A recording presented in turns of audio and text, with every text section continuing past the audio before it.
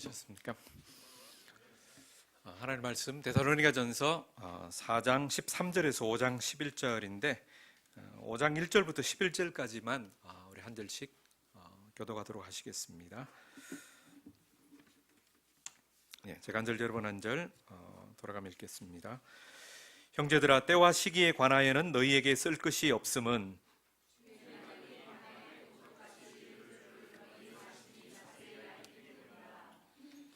그들이 평안하다 안전하다 할 그때에 임신한 여자에게 해산의 고통이 이름과 같이 멸망이 갑자기 그들에게 이르리니 결코 피하지 못하리라.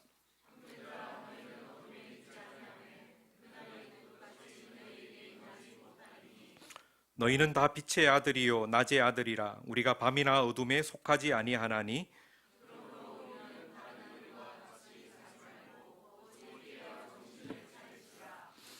자는 자들은 밤에 자고 취하는 자들은 밤에 취하되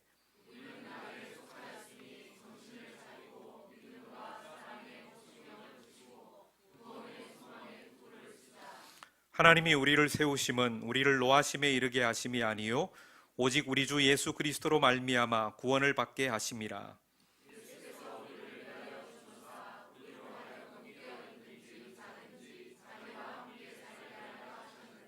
마지막 절 같이 읽습니다.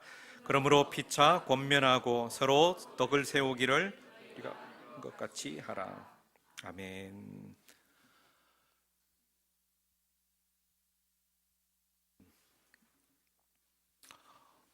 그동안 이제 데살로니가전서 보니까는 이제 6번 강해를 했더라고요. 오늘 7번째고 다음 주 한 번 더 하면 이제 데살로니가전서 이제 마무리를 하려고 그렇게 생각하고 있습니다.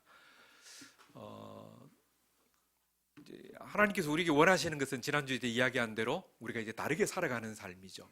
내가 너희를 불러내었으니까는 너희는 세상과 다른 삶을 살아라. 그것을 이제 성경이 계속해서 말씀하고 있습니다. 듣고 안 살면은 아무 의미가 없어요, 그죠?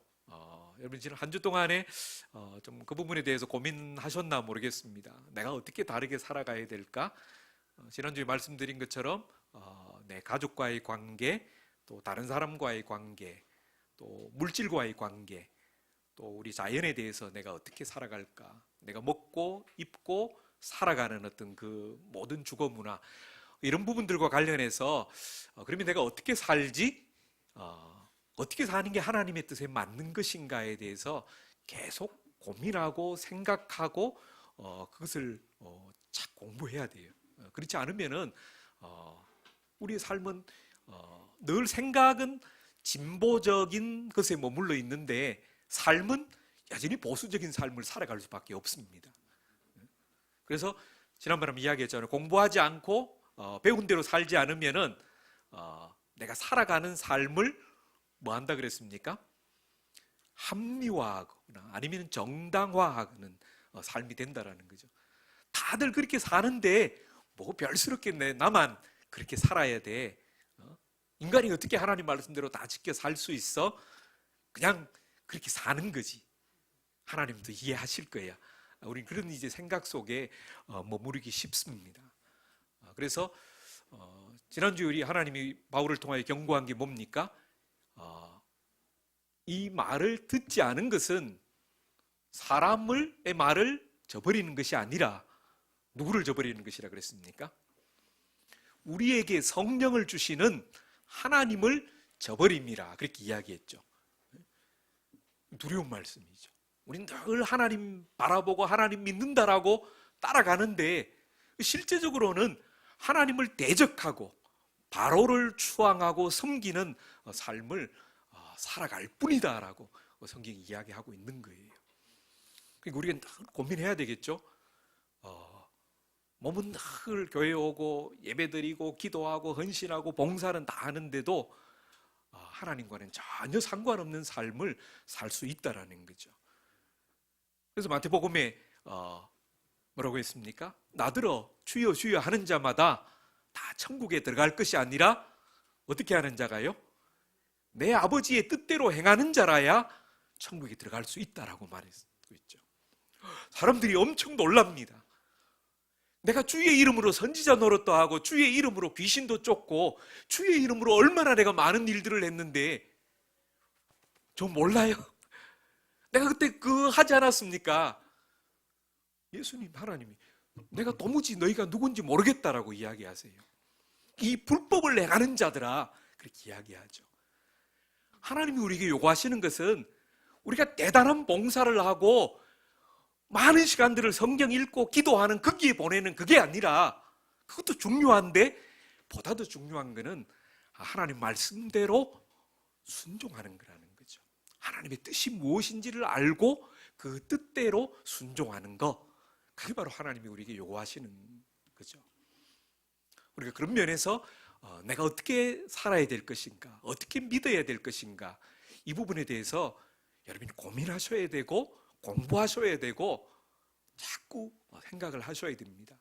그렇지 않으면은 그냥 살아온 대로 그냥 늘 관습적 신앙에 얽매여서 믿는 것 같은데 실제는 하나님과는 상관없는 삶이 될 수 있다라는 것을 성경이 요구하고 말씀하고 있습니다. 달라지시기를 축원합니다. 네.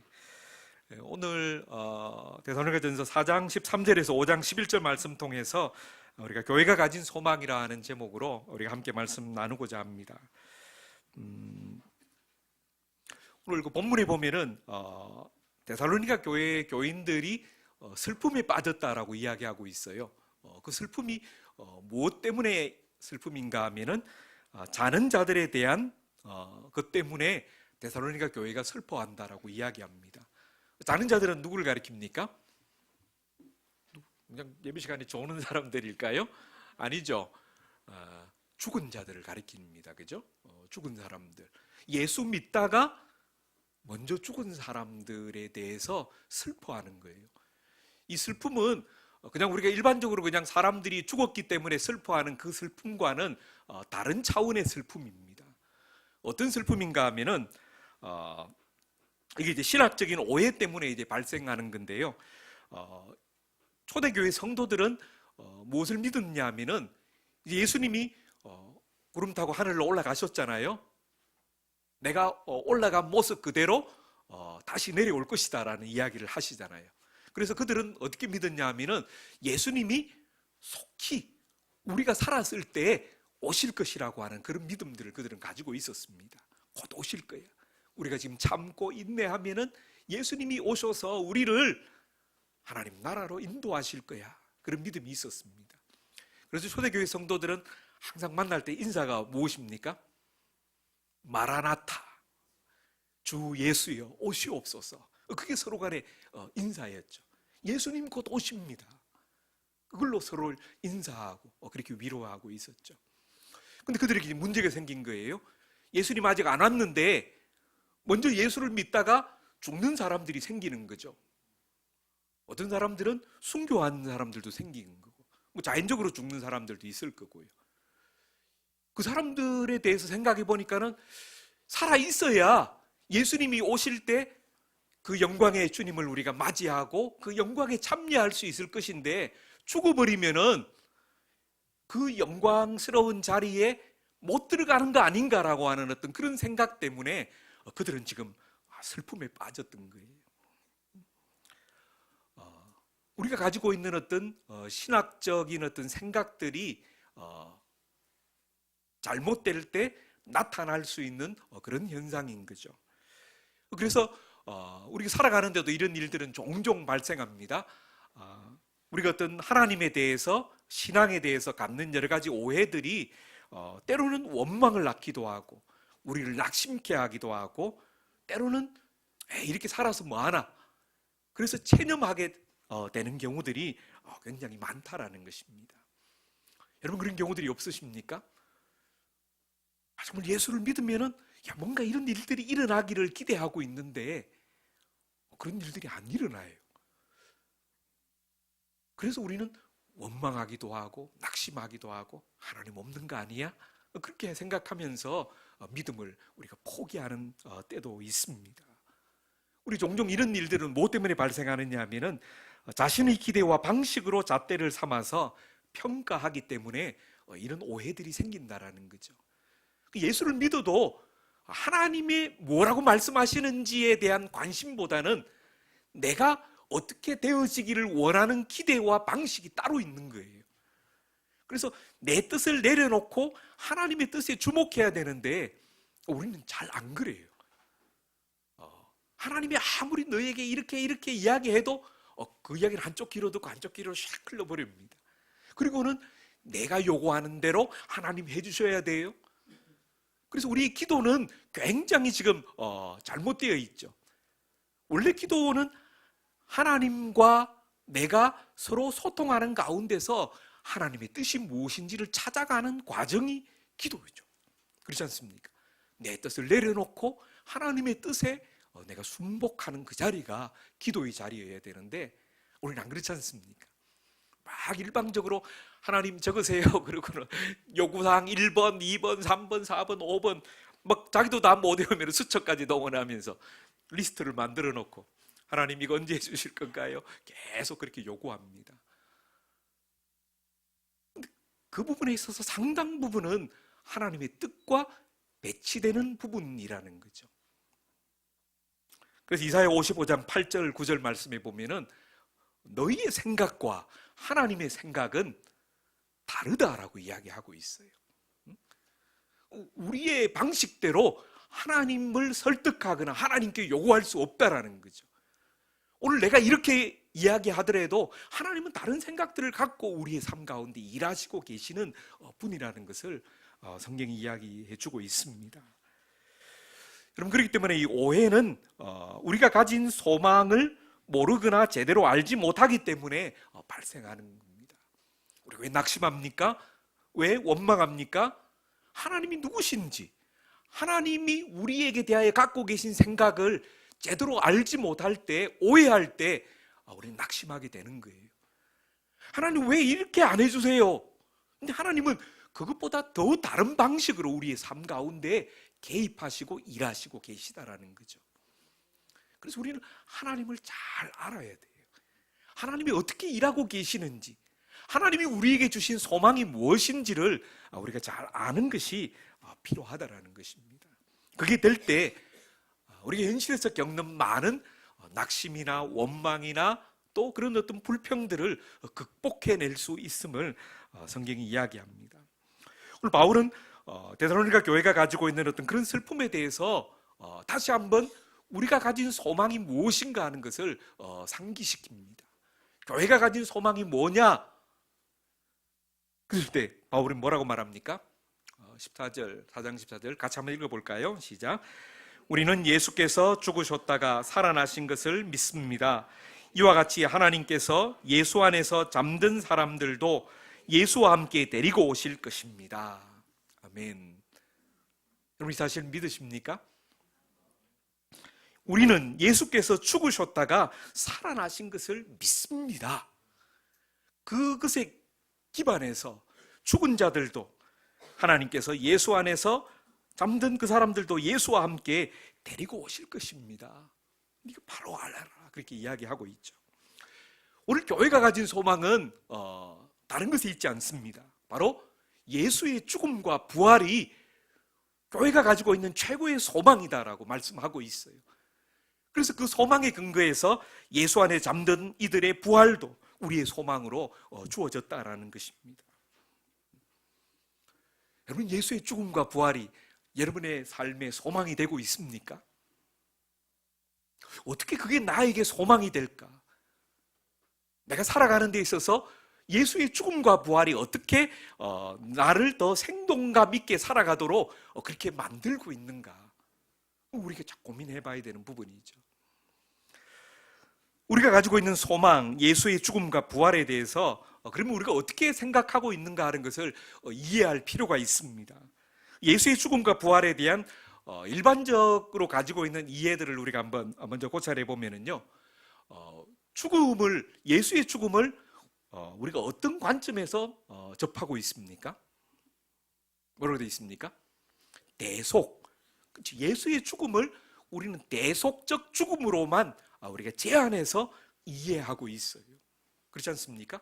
예수님은 인류의 모든 죄를 짊어지고 우리를 대신해서 십자가에 못 박혀 죽으심으로 우리의 죄를 사하셨다라고 하는 그 대속적 죽음에 우리는 초점을 맞추고 있어요. 이게 틀렸다라는 건 아닙니다. 중요하고 핵심적인 내용이죠. 또 하나 봅시다. 부활은 그러면 어디에 초점이 모아져 있습니까? 첫 열매. 예수가 죽은 자들의 첫 열매로 부활하셨다라는 거죠. 그게 이제 초점이 모아져 있습니다. 우리가 예수의 죽음과 부활을 이런 관점에서 볼 때 갖는 어떤 장점들이 분명히 있어요. 유익이. 어떤 겁니까? 대속주로서 예수를 우리가 찬양하고 경배하게 되는 거죠. 우리가 부르고 있는 찬송 가사들을 한번 대부분 보십시오. 어디에 초점이 모아져 있습니까? 예수의 죽으심, 대속에 감사하고 그 죽으신 예수를 찬양하는 곡들이 대부분이죠. 이 어떤 복음의 핵심으로 우리에게 이야기되고 있는 부분들입니다. 그런 면에 있어서는 상당히 긍정적인 어떤 의미가 있죠. 또 부활도 우리가 보면은 첫 열매로서 예수의 부활을 이해할 때에 우리가 다시 한번 부활에 대한 소망을 갖게 되는 거죠. 예수님이 부활하셨기 때문에 나도 부활할 것이라고 하는 어떤 그런 믿음과 확신을 우리가 갖게 되는 것입니다. 둘 다 아주 중요하고 긍정적인 어떤 부분이 있습니다. 근데 여기에만 그쳐서는 안 된다라는 거죠. 이것이 갖고 있는 한계도 있습니다. 그게 어떤 겁니까? 이제 인간적인 예수의 삶에 우리가 무관심하게 된다라는 거죠. 그렇지 않습니까? 또 하나는 십자가가 갖고 있는 폭력성을 외면하게 된다라는 거예요. 그래서 다니엘 밀리오리라고 하는 그 신학자가 있는데 그 신학자가 이 부분에 대해서 굉장히 이제 강하게 이야기를 합니다. 십자가는 폭력의 상징이라는 거죠. 근데 종교화되고 이제 제국주의 교회가 되면서 국가주의 종교가 되면서 그 십자가를 점점 더 미화해 버렸다라는 것입니다. 그래서 그 십자가에 여러 가지 온갖 장식을 통해 가지고 영광과 승리의 어떤 상징으로서 십자가를 미화하는 어떤 그런 일들을 해왔다라는 것이죠. 우리 그 부분에 있어서 우리가 잘 새겨들을 필요가 있습니다. 그 다음에 부활에 대해서도 어떻게 우리가 생각해야 되냐면은 갖고 있는 문제점들은 때와 시기에 대한 관심으로 그건 귀착되어진다라는 것입니다. 그리고 지금 여기에 대한 책임과 사명은 외면하는 거죠. 그러니까 우리는 늘 어떤 방식에 익숙해 있느냐 하면은 여러분 철로역정이라는 책을 읽어보셨죠? 예전에 이제 한국 교회 안에서 굉장히 많이 유행했던 존 버년이 썼던 책이잖아요. 거기 책들은 보면은 다 어디에 초점이 모아져 있습니까?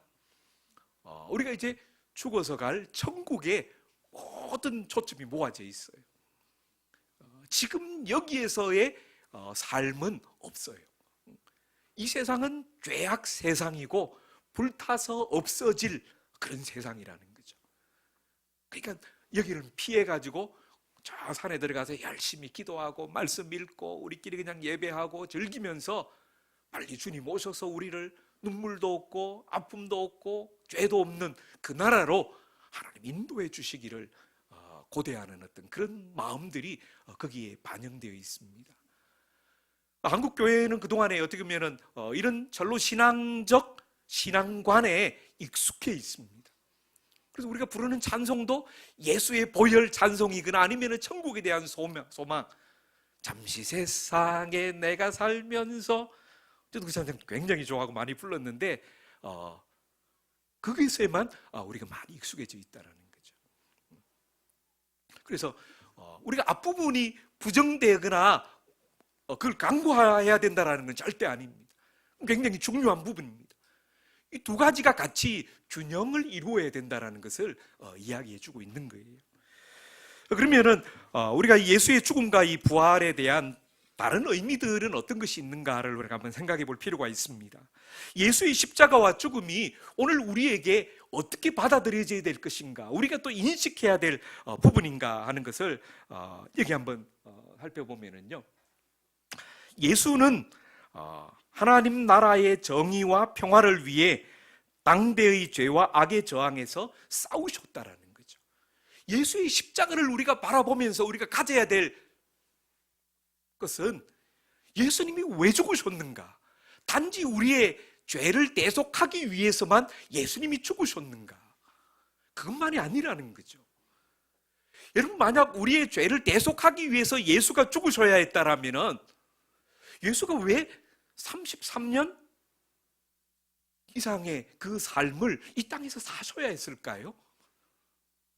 어떤 분들은 더 길게 보시는 분들도 있죠.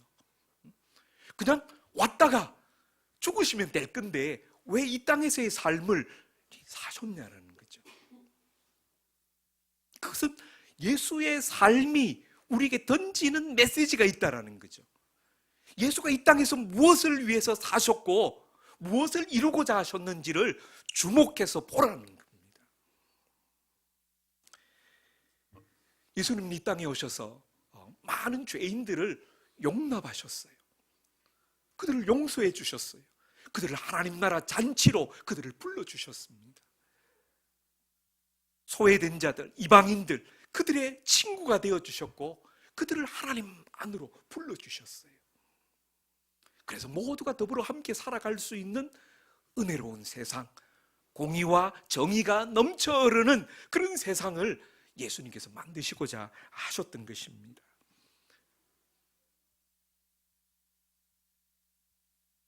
우리가 이 부분을 주목할 수 있어야 된다는 겁니다. 그러다가 결국 예수님은 폭력에 의해 죽임을 당하셨다는 거죠. 우리는 예수의 십자가를 바라볼 때 이런 측면들을 볼 수 있어야 돼요.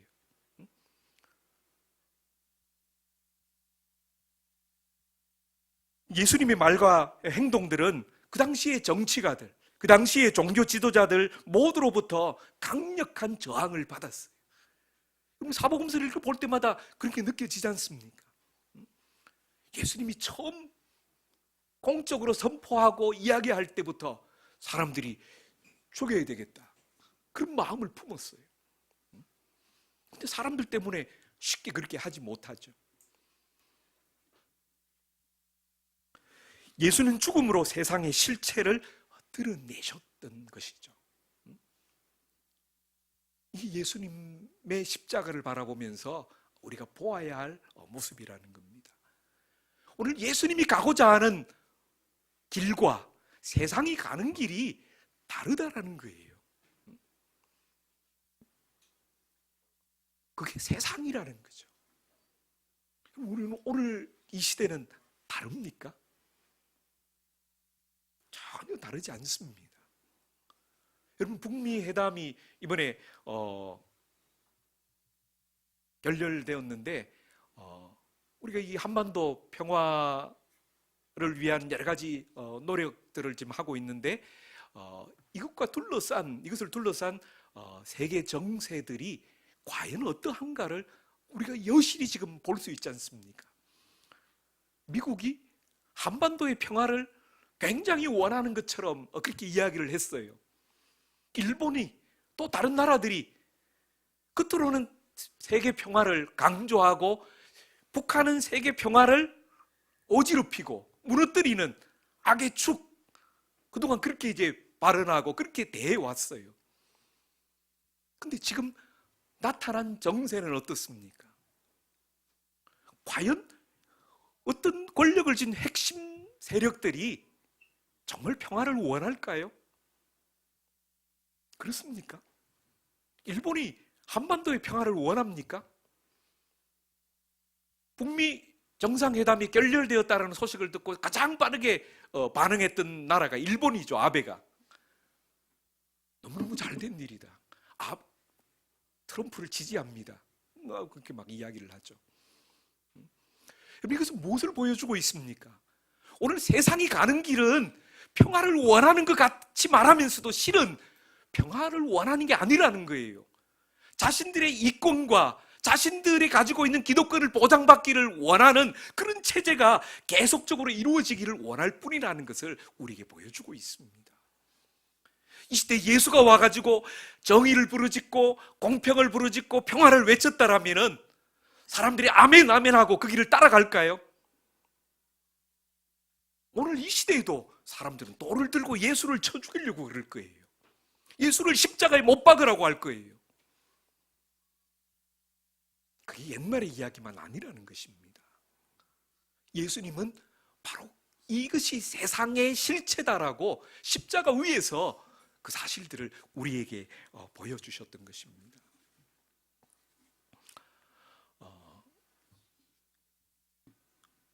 또 한 가지 예수의 부활에 대해서 우리가 그러면 예수의 부활을 어떻게 그러면 이해할 것인가? 또 다른 의미는 모든 불의와 폭력에 대한 하나님의 무엇을 선포하시는 겁니까? 승리를 선포하시는 거예요. 예수가 부활했다라고 하는 것은 오늘 세상이 불의하고 폭력으로서 예수를 죽였는데 이제 그러면 끝났다라고 생각했는데 끝이 아니다라는 거죠.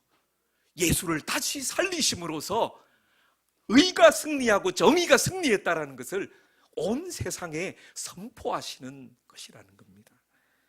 그래서 종국에는 악이 패배할 것이고 정의가 창조 세계 전체를 다스릴 것이라는 약속에 대한 하나님의 구체적인 확증으로서 부활을 우리에게 주셨다라는 것을 기억해야 됩니다.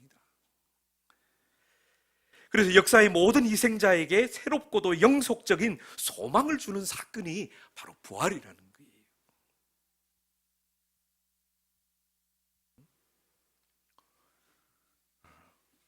여러분, 이게 바로 교회가 가지고 있는 소망이라는 거죠. 너희들이 왜 슬퍼하느냐? 왜 낙심하느냐? 왜 끝난 것처럼 그렇게 축 처져 있느냐? 예수가 죽으셨다가 부활하셨지 않느냐? 그것은 무엇을 말해주느냐? 끝이 아니다. 정의가 실패한 것이 아니라 종국에는 반드시 승리한다. 하나님께서 약속하신 바를 지금도 신실하게 이루고 계신다라는 것을 우리에게 말씀하고 있는 거예요. 그러니까 너희들 힘내라. 소망을 가져라. 너희가 가던 걸음 중단하지 말고 계속해서 그 걸음을 걸어가라. 주님 우리에게 말씀하고 있습니다. 여러분, 오늘 교회는 바로 이 예수의 죽음과 부활을 우리의 소망으로 붙들어야 됩니다.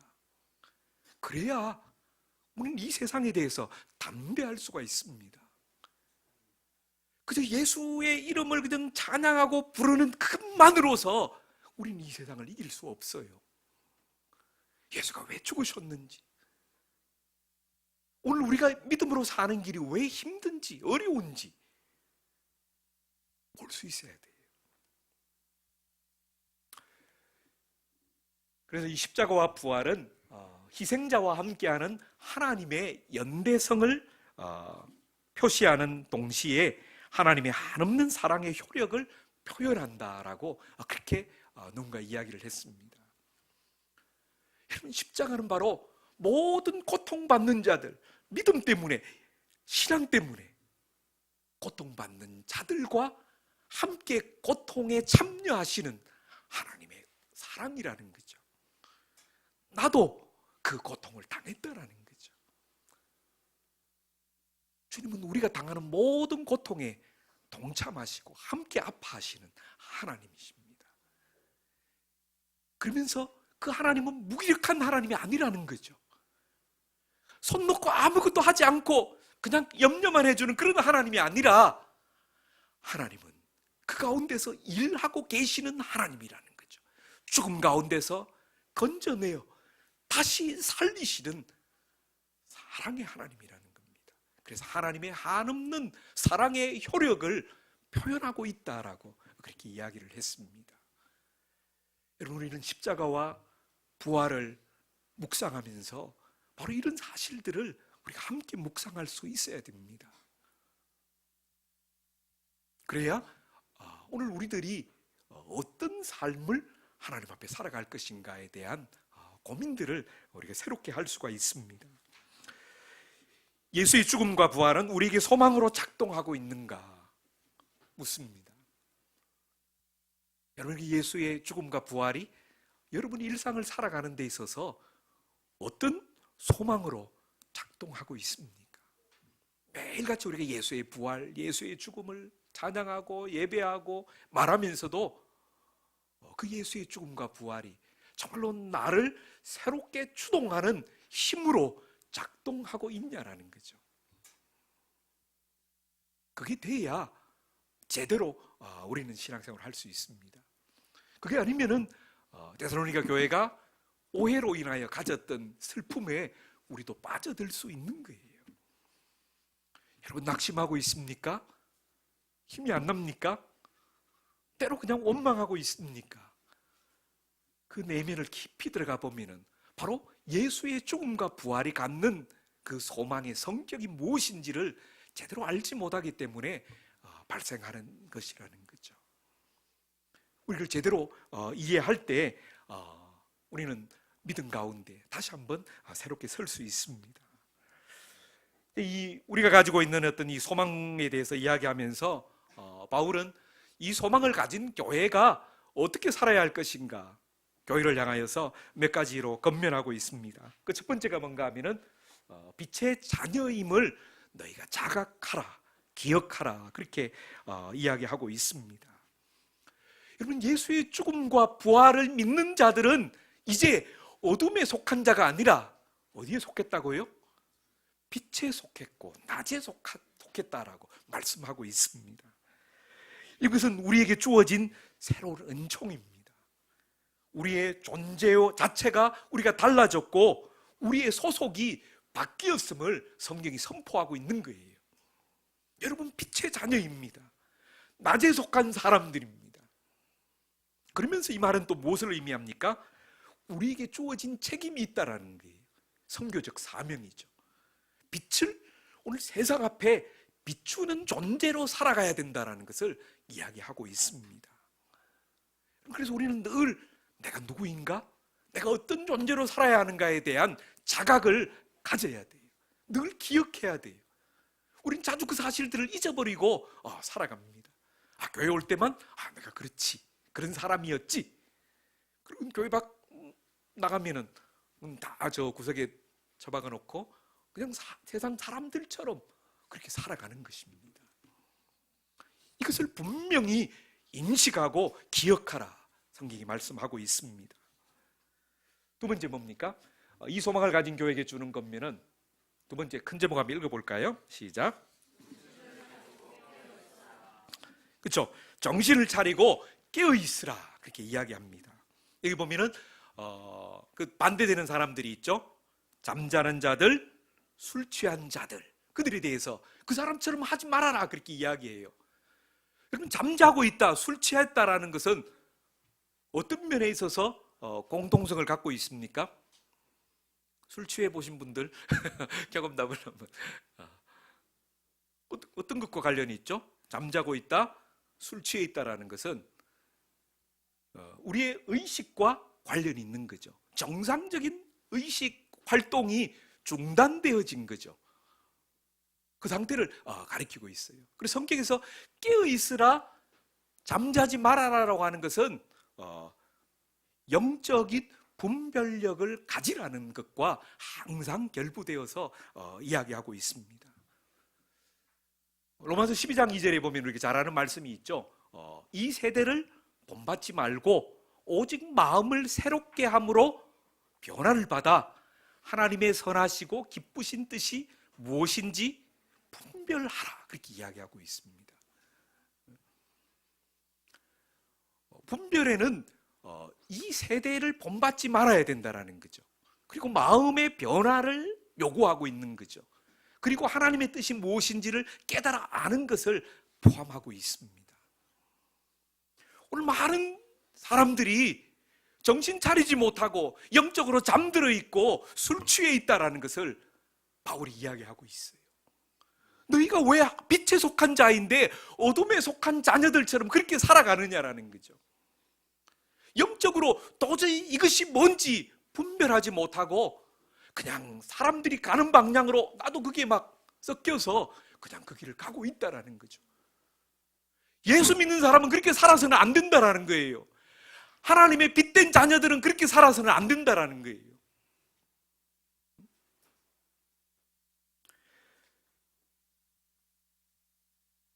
이만열 교수님이라고 계신데 이제 나이가 많이 드신 역사학자죠. 한국 교회에 그래도 귀한 어른이신데 그분이 어떤 목회자들 모임에 가셔서 통탈하며 하신 이야기가 있습니다.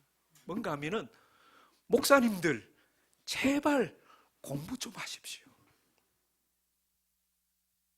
얼마나 뼈저리게 그게 막 느껴졌으면은 그 목사님들 다 모인 자리에서 장로님이 목사님들 제발 공부 좀 하십시오. 그런 이야기를 하셨다라는 거죠. 왜 그랬습니까?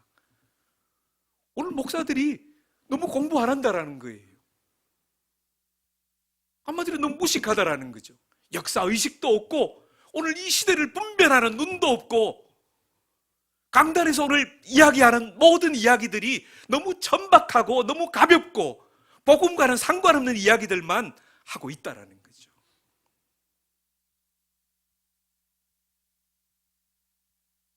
내가 주변의 사람들 통해서 교회 여러 대구에 있는 여러 가지 교회 이야기들 들어보면은 어떤 교회는 예배 시간에 애국가 4절 부르도록 한대요.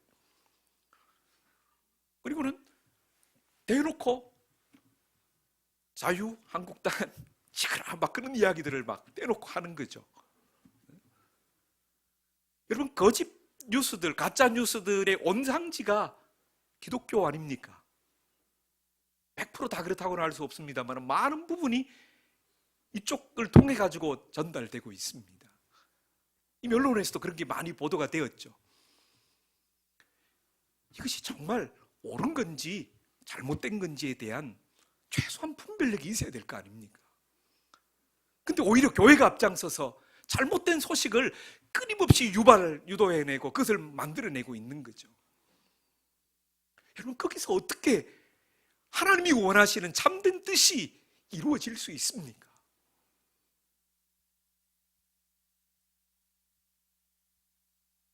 오늘 우리는 정신을 차려야 돼요. 우리 정신 차리지 않으면 매일같이 쏟아지는 그 매스컴에서 전해지는 소식들 그것만 듣고 우리는 아무 비판 없이 그렇구나 하고 따라갈 수밖에 없어요. 우리가 정말로 예수의 부활과 죽음과 부활을 믿는다라면, 우리가 그 소망을 가졌다라면, 그래서 우리가 빛의 자녀가 되었다라면 우리는 그렇게 살아서는 안 된다라는 거죠. 세상은 평안하다, 안전하다 늘 그렇게 이야기합니다. 구약의 선지자들이 거기에 대해서 탄식하며 울면서 이야기하잖아요. 우리가 이렇게 살아서는 망합니다. 우리는 이렇게 살아서는 안 됩니다. 하나님이 우리를 심판하실 것입니다. 울면서 이야기하잖아요. 그런데 거짓 선지자들이 그들의 입을 때립니다. 그들을 잡아서 감옥에 집어넣습니다. 이렇게 우리가 잘 살고 있는데, 이렇게 평안한데 무슨 그런 사람들을 현혹해 하는 말들을 하고 있느냐라고 그들을 전부 다 이렇게 막 없이하죠. 역사는 어땠는지 우리가 성경만 봐도 드러나잖아요.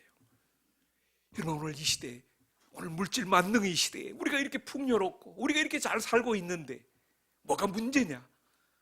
그렇게 이야기할 수 있습니다.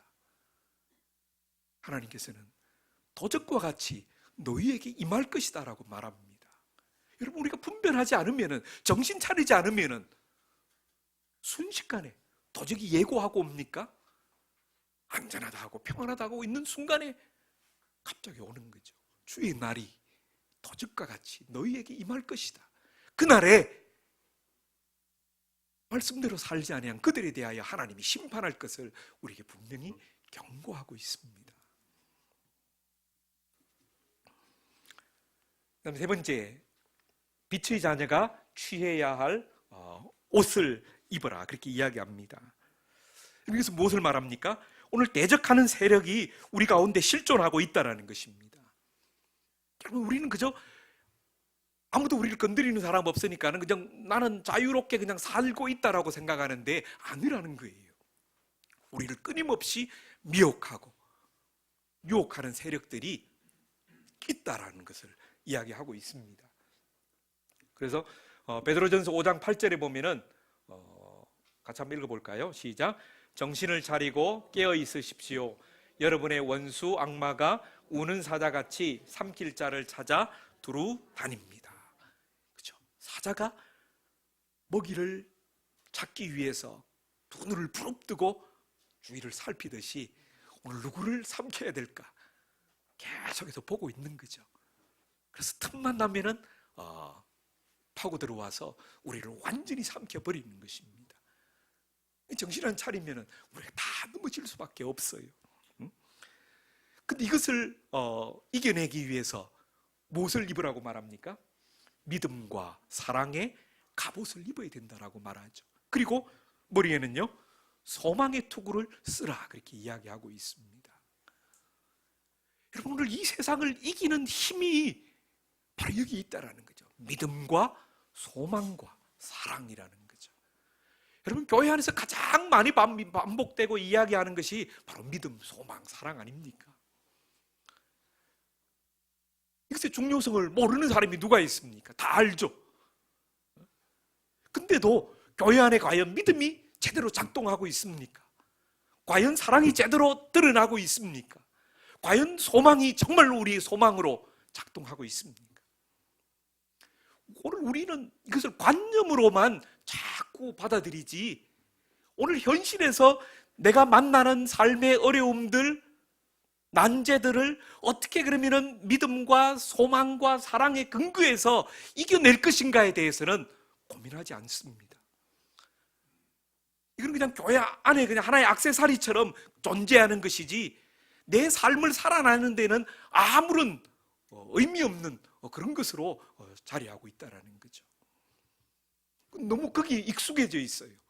믿음 다 아는 거, 사랑 당연히 해야지, 소망 나도 소망 가지고 있어. 그랬는데 살아가는 삶은 믿음이 작동하지 않아요. 사랑이 작동하지 않아요. 소망이 작동하지 않습니다. 그러니까는 기독교가 현실을 이겨내는 능력의 복음으로 우리에게 와닿지 않는 거예요. 복음이 하나의 어떤 말로서만, 이미지로서만 우리에게 존재할 뿐이지 실제적으로 삶을 이겨내는 능력으로 우리에게 와닿지 않는다는 겁니다. 여러분, 젊은 사람들이 교회를 떠나가는 이유가 바로 거기에 있습니다. 예수 믿어봤자 뭐해? 교회가 오늘 나한테 뭘 해줄 수 있어? 복음이라고 이야기하는데 그 복음이 어떻게 내가 지금 당하고 있는 삶의 문제를 해결해주고 있냐라는 거죠. 거기에 대해서 아무런 답을 찾지 못하고 교회를 떠나는 것입니다. 오늘 교회는 다시 이 지점 앞에서 우리는 고민해야 됩니다. 어떻게 믿음이 내 현실의 문제를 이겨낼 수 있을까? 어떻게 사랑이 우리가 당면하고 있는 이 사회적 문제를 극복할 수 있을까? 소망이 그걸 넘어설 수 있을까? 거기에 대해서 고민해야 돼요. 여러분, 그냥 하는 이야기가 아니라 진지하게 받으셔야 돼요. 그게 없으면은 교회는 아무런 의미가 없습니다. 그저 일주일에 한 번 왔다가 그냥 형식적으로 예배하고 또 돌아갈 뿐이지, 그런 교회가 무슨 의미가 있습니까? 한국 교회에 그렇게 많은 교회들이 이때까지 존재했었는데 그 교회들이 한국 사회를 어떻게 바꾸었습니까? 아무런 변화를 주지 못했잖아요. 오히려 교회가 하나 생길 때마다 사람들은 걱정합니다. 또 교회 생겼네. 제발 좀 교회 좀 없어져라. 왜 그런 소리를 듣습니까? 이게 안 되기 때문에 그런 거죠. 오늘 빛의 자녀들이 취해야 할 것은 바로 이 믿음과 사랑, 소망, 이것을 내 현재 삶으로 구현해내는 그것이 될 때 오늘 세상이 우리 가운데 침입할 수 없다는 것입니다.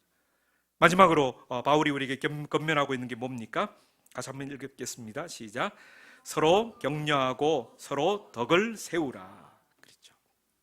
서로 격려하고 서로 덕을 세우라. 바울 서신서를 읽어보면은 굉장히 많이 등장하는 단어가 서로라고 하는 단어예요. 서로. 굉장히 많이 중요합니다. 그래서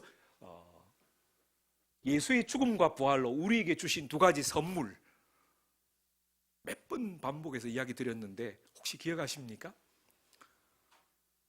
예수님이 부활하시고 우리에게 주신 두 가지 선물이 있어요. 뭡니까? 기억이 안 나십니까? 첫 번째는 뭐죠? 성령.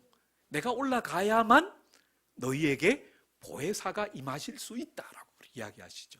너희가 몇 날이 못 되어서 성령을 선물로 받으리. 그래서 오순절날 성령이 우리에게 오시는 거예요. 그죠? 그 다음에 한 가지가 뭡니까? 교회 공동체예요. 성령으로 말미암아서 교회가 생성되는 거예요. 그죠? 사도행전에 그것을 증거하고 있잖아요. 그죠? 그래서 사도행전은 뭐라 그랬습니까?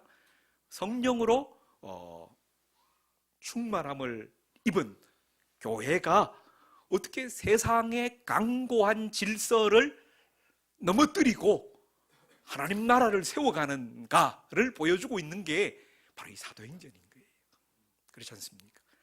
아무런 힘도 없고 인적인 인프라도 없고 뭐 물질적인 어떤 자산도 없는 그런 연약한 사람들이 그 당시 세계를 제패하고 있는 로마와 붙어서 어떻게 이겨내고 있는가, 어떻게 복음을 증거하고 있는가를 보여주고 있는 게 사도행전인 거죠. 그 역사를 오늘 우리들도 이어가야 된다는 것을 이야기해 주고 있습니다. 오늘 예수의 죽음과 부활을 우리가 믿고 있는데 그 부활로 말미암아 우리에게 주어지는 게 바로 이 성령 교회 공동체라는 것이죠. 그래서 그 교회 공동체에게 요구하시는 게 뭡니까?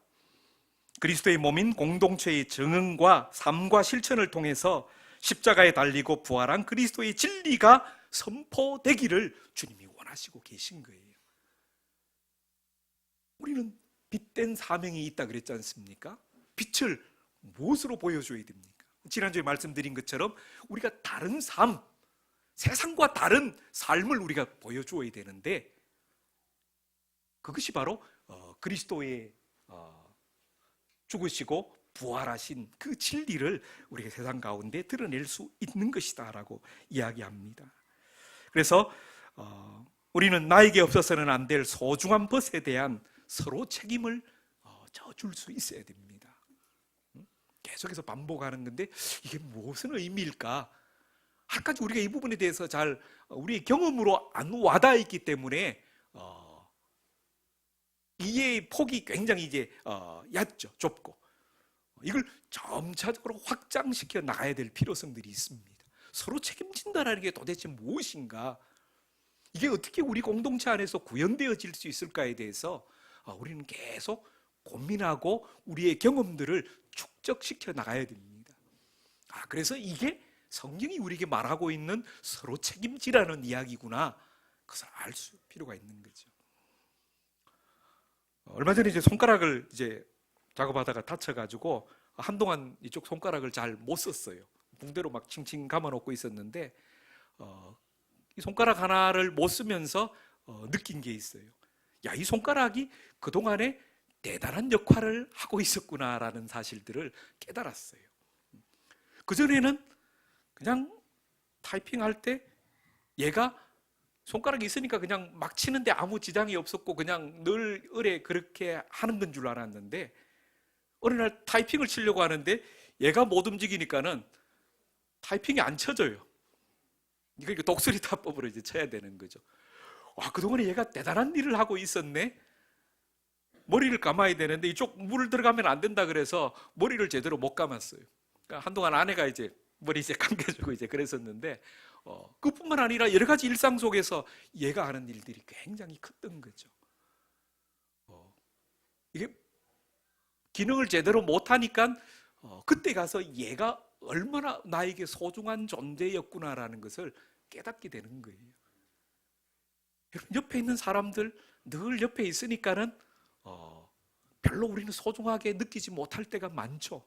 늘 있었으니까는 늘. 근데 없으면은 그동안에 이 사람이 우리를 위해서 이런 많은 일들을 했구나, 나한테 이런 존재였구나. 그것을 비로소 이제 깨닫게 되는 거죠. 있을 때 잘해라, 그런 말이 공연이 있는 말이 아니고 오랜 역사적 경험의 어떤 축적이 만들어낸 이야기죠. 있을 때 잘하십시오, 그죠? 소중한 줄 알고 감사한 줄 알고 서로 잘 섬기면서 우리가 이렇게 살아야 됩니다. 그렇게 해야 우리가 이 시대를 바르게 살아갈 수 있다라는 거예요. 믿음으로 살아도 그냥 별 눈에 띄는 성과도 없고 결과도 없고 보이는 것도 없고 되는 것도 없고, 지난주에 말씀드렸습니다마는 계란으로 바위치기다. 너 혼자 그런다고 뭐가 달라질 게 있냐? 그래서 우리는 포기하고 그냥 되는 대로 살지. 그럴 수 있습니다. 그럴 때마다 바울은 서로 권면하라, 서로 위로하라, 서로 붙들어주라라고 말씀하고 있어요. 우리에게 소망이 있다. 예수가 죽으시고 부활한 게 공연히 그렇게 한 게 아니다. 우리에게 그 소망을 사례로 보여주고 있다라고 말씀하고 있어요. 그러니까 믿음으로 살다가 낙심하지 말아라. 안 된다고 포기하지 말아라. 중단하지 말아라. 반드시 승리할 것이다. 우리는 죽으나 다시 살 자들이다. 의가 실패한 것 같으나 아니다. 의가 승리한다. 궁극적으로 하나님의 나라가 도래할 것이다. 여러분, 한반도를 둘러싼 여러 가지 평화를 위해서 많은 나라들이 또 막 회방을 놓고 반대하는 것 같아도 역사의 물줄기는 이미 그것을 향하여서 가고 있습니다. 그래서 우리는 소망이 있는 거예요. 하나님께서 하실 것이기 때문입니다. 우리가 그런 소망과 기대를 가지고 함께 기도하고 서로 붙들고 서로 이렇게 세워주면서 우리가 이 믿음의 길을 걸어간다면 주님께서 우리를 통하여 반드시 그 역사들을 이루어내실 것이고, 마지막 날에 그 나라가 도래하는 것을 우리 모두가 보게 될 새 역사가 이루어지리라 믿습니다. 끝까지 힘내시고 믿음으로 살아가는 저와 여러분의 삶 되기를 주님의 이름으로 축원드립니다.